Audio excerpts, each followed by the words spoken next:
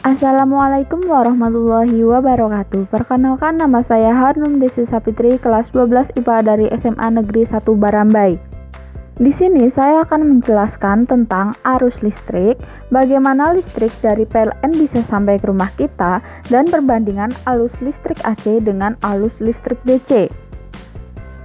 Arus listrik.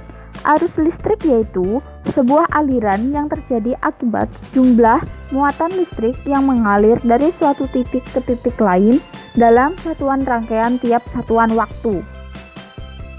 Ada dua jenis arus listrik berdasarkan arah aliran listriknya, yaitu yang pertama, arus listrik DC direct current.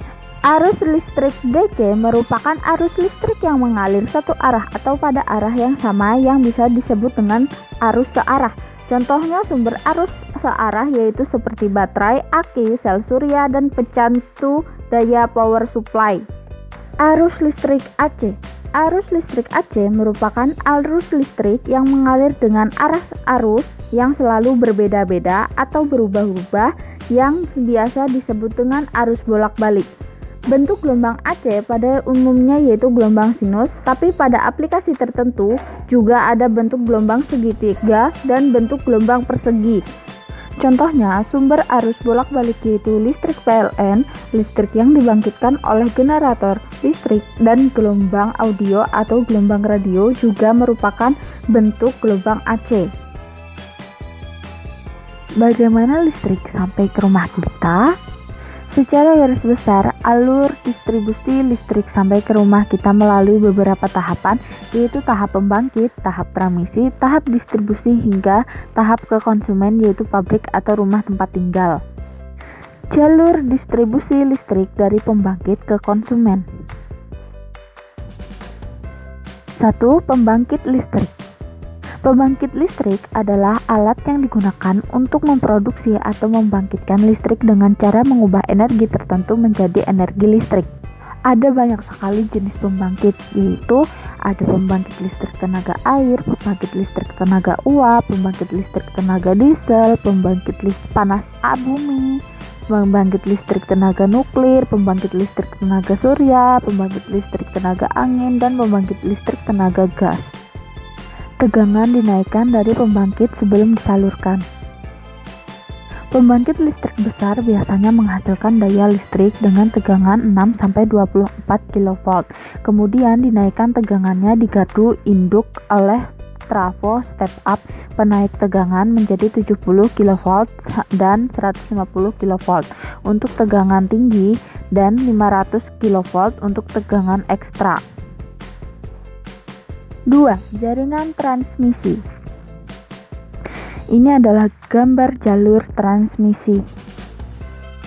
Dari gardu pembangkit, listrik tersebut dialirkan ke jaringan transmisi dengan tegangan yang telah dinaikkan tadi. Alasan menaikkan tegangan di jaringan transmisi adalah untuk menurunkan arus. Tujuan utama penurunan arus ini adalah untuk meminimalisir rugi-rugi daya selama perjalanan dan juga memperkecil luas penampakan kabel sehingga lebih ekonomis. Setelah listrik mengalami perjalanan jauh, listrik tersebut diturunkan menjadi 150 kV. Tegangan 150 kV inilah yang nantinya masuk ke pelanggan industri besar. Selain langsung disalurkan ke industri besar, tegangan ini masuk ke gardu induk untuk diturunkan menjadi 20 kV. 3. Jaringan distribusi. Ini adalah gambar jalur distribusi. Tegangan 20 kV ini bisa langsung dipakai oleh industri skala menengah atau pelaku usaha bisnis, biasanya disebut pelanggan tegangan menengah. 4. Tahap hingga ke konsumen yaitu pabrik atau rumah tangga. Daya listrik dengan tegangan sebesar 20 kV ini dialirkan ke trafo distribusi untuk diturunkan lagi menjadi 380 volt atau 220 volt. Tegangan 220 volt inilah yang masuk ke rumah kita dan kita pakai untuk menyalakan alat-alat listrik di rumah. Perbedaan antara arus AC dan arus DC. Dari energi yang bawah, Arus AC aman untuk memindahkan energi dalam jarak yang jauh dan memberikan lebih banyak energi, sedangkan arus DC tidak dapat memindahkan energi yang jauh karena akan kehilangan energi. Kemudian penyebab dari arah aliran elektron, arus AC magnet yang berputar di sepanjang kawat, sedangkan arus DC magnet yang stabil di sepanjang kawat. Kemudian frekuensinya, arus AC 50-60 Hz, berbeda pada setiap negara, sedangkan arus DC 0. Kemudian arus AC berbalik arah ketika mengalir dalam rangkaian, sedangkan arus DC mengalir satu arah dalam rangkaian. Lalu arus dari arus AC bervariasi pada setiap waktu, sedangkan arus DC tetap. Kemudian dari segi aliran elektron, arus AC bergantian maju dan mundur, sedangkan arus DC terus maju. Kemudian arus AC diperoleh dari generator arus bolak-balik, sedangkan arus DC diperoleh dari baterai.